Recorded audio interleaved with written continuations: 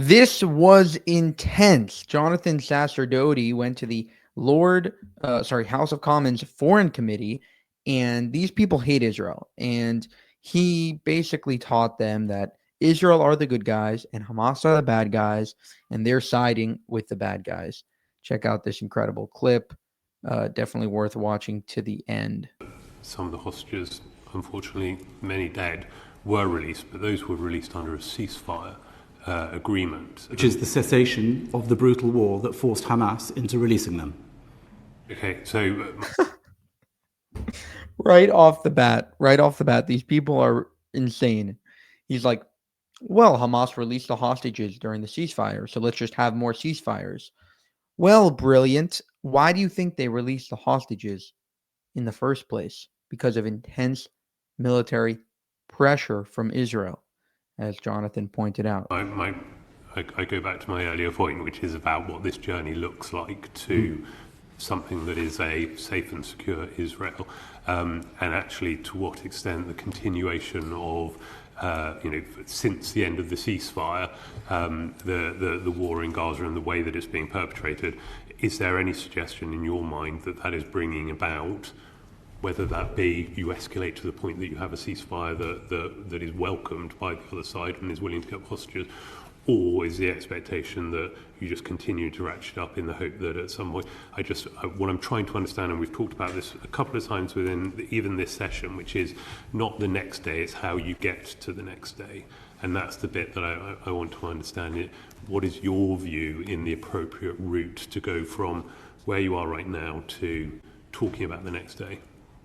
I think the problem, if we're going to look at the validity of what they're doing now and try and assess whether or not it's a smart way to bring about the release of the remaining hostages, dead and alive, I would say you need to look at the alternative possibilities. So an instant ceasefire and withdrawal from the Gaza Strip of all Israeli forces, and according to what reports have said, the Palestinians have requested a commitment with some sort of international backing up of it, that Israel cannot go back to war, that this is a permanent end to war.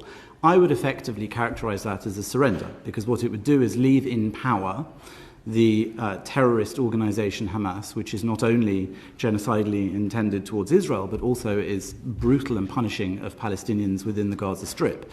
And I would say that it also doesn't really guarantee the release of all of the hostages, because Hamas doesn't act like an honest or rational or humanitarian player. And I would say that furthermore, what you then have to look at is Israel's security, the other issue I mentioned, other than the hostage release.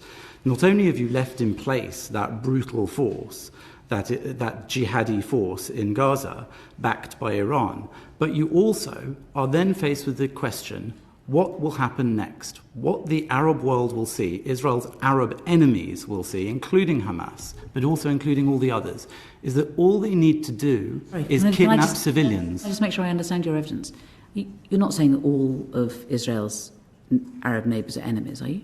No, I said all of Israel's Arab enemies. There are indeed neighbours of Israel who have made peace accords, and there are members of Israel's neighbours who have signed up to the Abraham Accords. Absolutely not. I believe there is a very interesting and thriving part of the Middle East that is very keen to see a Jewish state succeeding in the land of Israel and cooperating with them. But if I may go back just to that point, which is I just wanted to make sure that I understood what you were saying. I think you did, yes. Oh my God, this woman is literally Umbridge. She is literally Umbridge from Harry Potter. I noticed this in the last video that I made. But this woman, oh my God, I just wanted to understand what you were saying. I don't give a good impression of Umbridge at all, but she is literally Umbridge from Harry Potter. If you understand Harry Potter, you'll know exactly what I'm talking about. Now, I hope, anyway. I do now. Okay, good. I think that the thing I would say is that the moment they decide to seize more hostages, this all starts again. And what is bound to encourage jihadi Islamic terrorism to seize hostages is the kind of deal that Israel is being forced to make. And that's been seen throughout the history, from the Jibril deal originally, sort of the blueprint of Israel's first decision to swap Palestinian prisoners, terrorists in Israeli jails, for people who are seized and kept hostage by jihadi terrorist groups.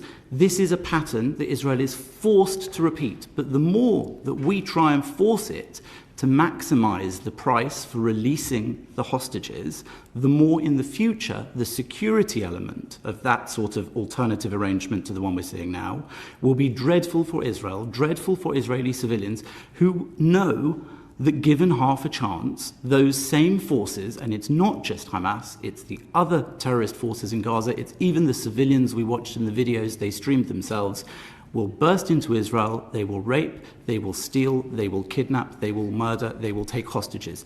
So giving in to terrorist hostage taking is something that Israel also has to weigh very carefully when trying to get back those civilians. Can I ask a question, therefore, another way? I'm going to ask Edward's questions in another way. So you've been asked about what's the future of Israel in 10 years, what's the objective, how's it going to work? You know, given the things that you want, that you understand the Israeli government, as it's currently formed, wants, and you've told us all the things that you don't want, but it's not really clear what it is and how we're going to get to where it is that you want to get. So can I ask it this way? How ideally do you see Gaza in 10 years' time? Well, I'm not a soothsayer or fortune teller. It's very hard to know how. Well, what would be a good outcome? I would say that a good outcome would be the elimination in Gaza of the forces which are committed to genocidal acts on Israel and Jews, like Hamas. It's in their charter. And it's also in their actions, as we saw on October the 7th. And I would say that a Gaza which is meaningfully de-radicalized, a Gaza which sees education of its population towards peace and coexistence, a Gaza which is utterly demilitarized, a Gaza which doesn't just say that it has the ability, the intention not to murder and kill Jews and to eliminate Israel, but also has no ability to do so if they're lying or change their mind. A Gaza which allows Palestinians within it to thrive and live good lives should they choose to forego those principles of Islamic jihadism. That kind of Gaza could be one that could be achieved and could provide a brighter future, not just for Israelis, the neighbours who they attacked on October the 7th, but also for the people living within Gaza. Now, there's a lot of steps to getting there. And would they be Israelis, or would they be within a Palestinian nation, or what would be their status? Depends on an awful lot of steps towards getting there. No, I understand that. I mean, I know what I think, but I mean, tell me what you think. I mean, so in 10 years' time, should Gaza be part of Israel, or should Gaza be part of a Palestinian state, or something else? Well, there isn't currently a Palestinian state, so the question I suppose you're asking me is if I believe that we should establish one within the next 10 years? I'm just wondering what the future is. I'm trying to get from you, not... this is terrible, we can't have this, we can't have that. I mean, I understand all of that. I hope you agree with But what we're it. trying to do, of course. What we're looking for is what peace looks like. What was that death stare? Of course. What? I was terrified. I thought she was staring at me. Oh my God, this woman is insufferable. Holy crap. What a positive future looks like and how we get there. And in order to be able to get there, we need to be able to understand what we agree on and what peace could look like and where we have common ground. And that's what I'm asking you.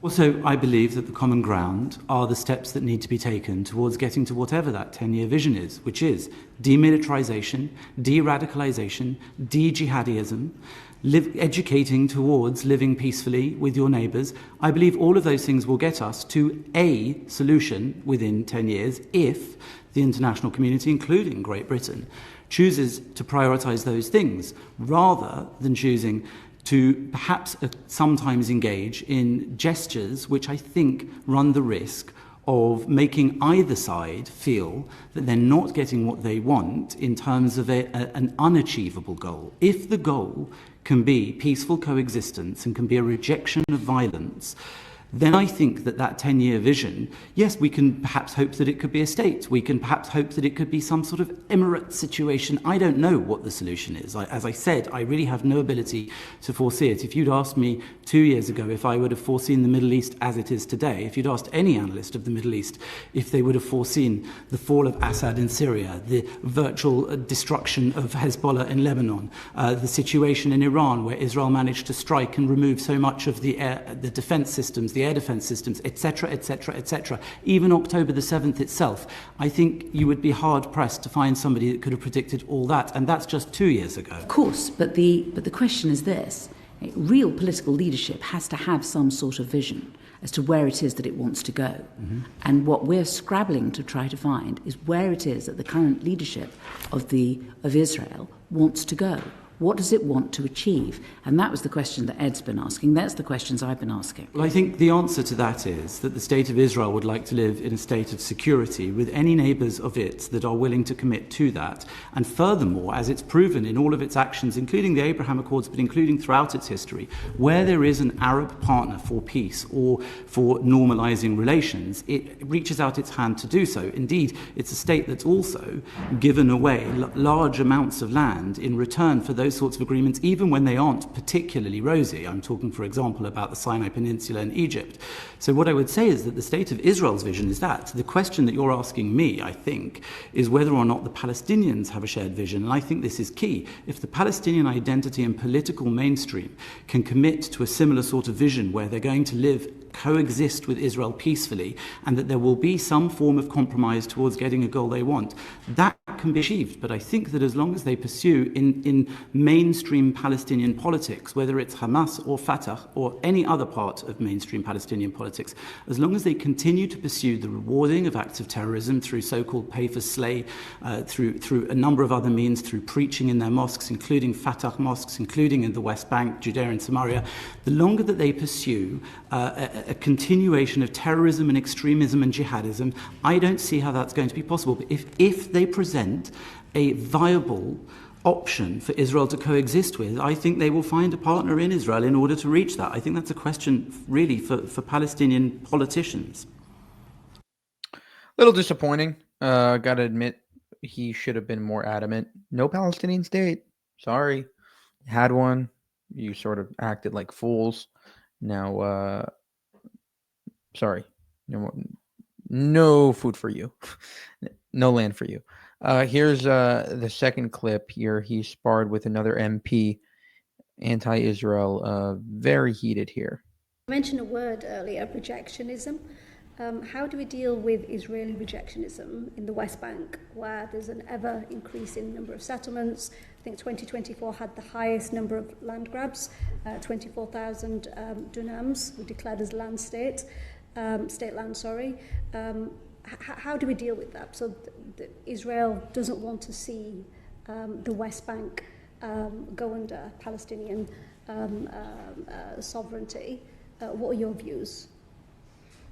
I think at various times in its history and in the history of the conflict, Israel has, according to reports from people like Bill Clinton and even Israeli prime ministers who've recently shown maps and the like, has proposed very favourable settlements to the issues of those disputed territories.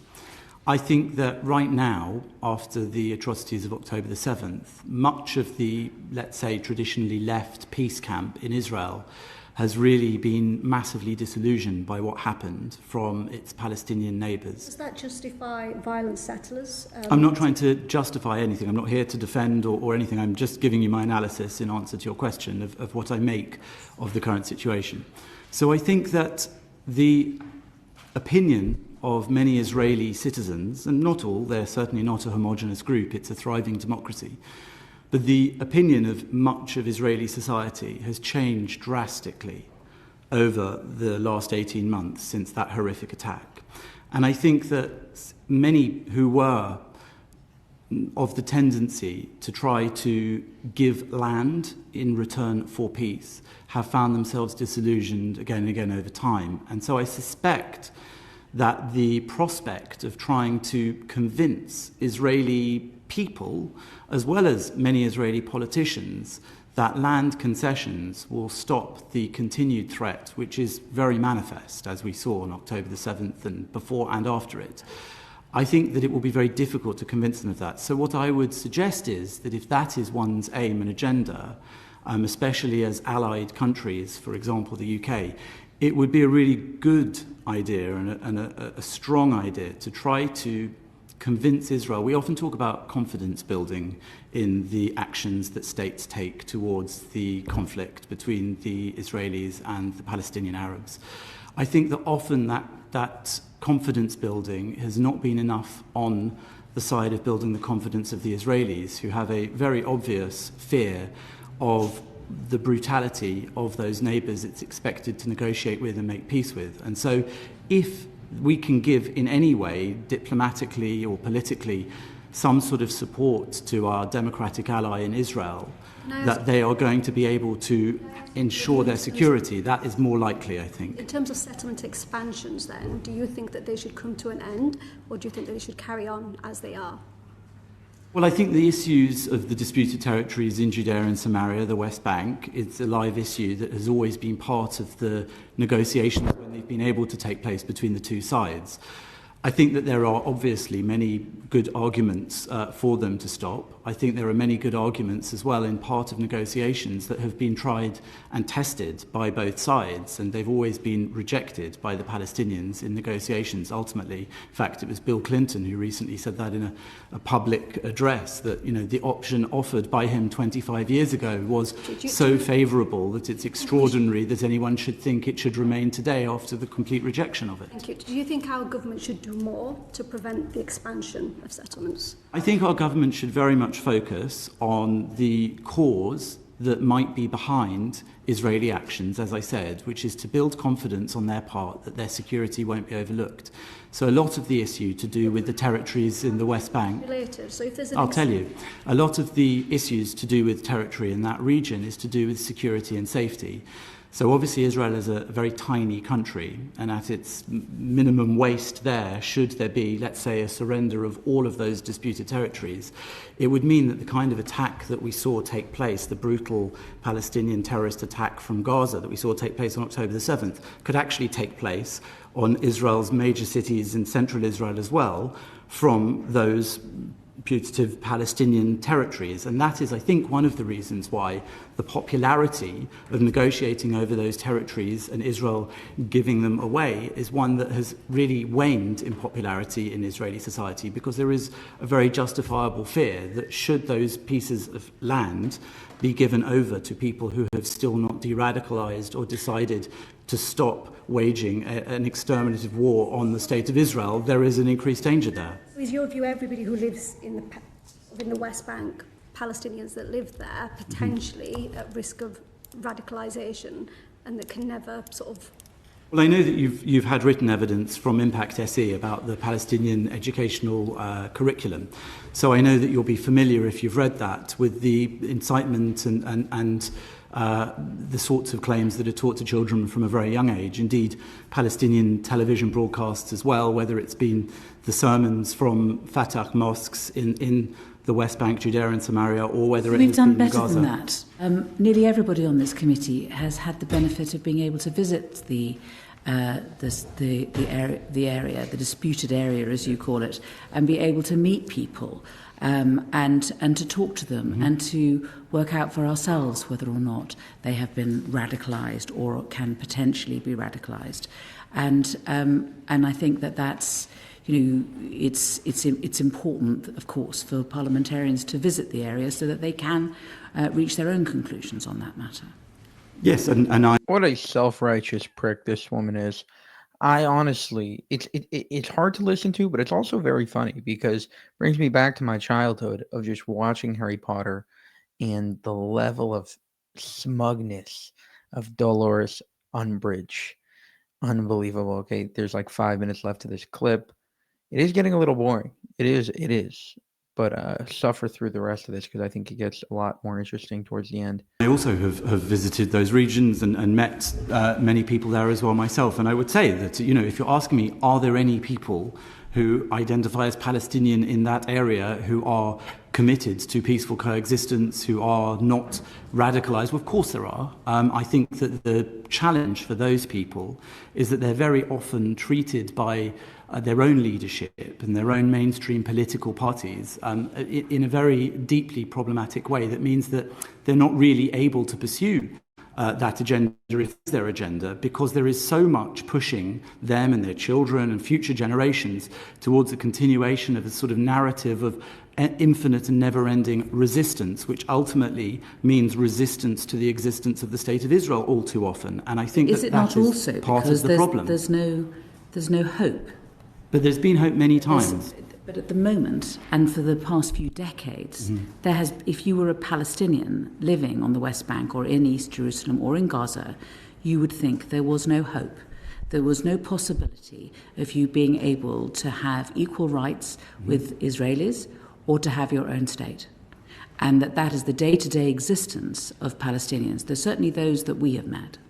Well, I agree with you that if there are Palestinians who you've met and who I've met who are committed to peaceful coexistence with Israelis and foresee a situation in the future where the conflict is ended and they can coexist side by side with a Jewish Israeli state, then it's absolutely a massive tragedy that they haven't got political leadership which has managed to manifest that with the State of Israel, which has made peace with other Arab neighbours, which has made accords with other Arab countries in order to prove and just to benefit from the results of those accords and agreements. There is definitely within the Israeli population's desires the desire for all this to end. But I think that, anybody that saw what happened on October the 7th can be very clear that the fantasy that tomorrow one can simply declare statehood of a people that literally invaded, raped, murdered and tortured, including civilians from Gaza, we all saw them. I think it is a fantasy at this stage, or at least in the eyes of many Israelis I speak to, both on the street and in politics, even those who dislike passionately this government and this Prime Minister in Israel. They still feel that fantasy is much, much further away. And I agree that creating hope on both sides is really the key to moving things forwards. But I would say that what has dashed hope, what has ruined hope, what has abandoned hope, what has killed hope for Israelis and for any Palestinians you've just described is the actions of those Palestinian terrorists who've said they would do it again and again and who are proving it, backed up by a jihadi, tyrannical, theocratic regime in the Islamic Republic of Iran, who are still engaging in those activities, not just against Israel, but against this country. They kidnapped our sailors. They kidnapped Nazanin Zaghari Ratcliffe. They are attacking international trade. And this is a problem that all of the world, all of the West needs to unite behind. It's not just an issue anymore about Israel and Jews. Yep. And listen. Israel tried to make peace. These people don't want peace. They don't even want a state. They just want to chant. They want to chant from the river to the sea. Palestine will be free. That's what they want to do all day, and that's their business. Listen, they want their chant. Let them have their chant. We're going to build one of the best societies in the history of mankind, and that's what Israel is doing. Ignore all the noise and keep building up Israel. For more, subscribe to the channel. If you want to help us make more of these videos, there's something called buymeacoffee.com/JewishUncensored. You should go right over there and support us there. You can also go to our memberships page, which is basically, getting some exclusive content, also supporting us through that modem as well. Thank you for watching and have a good one.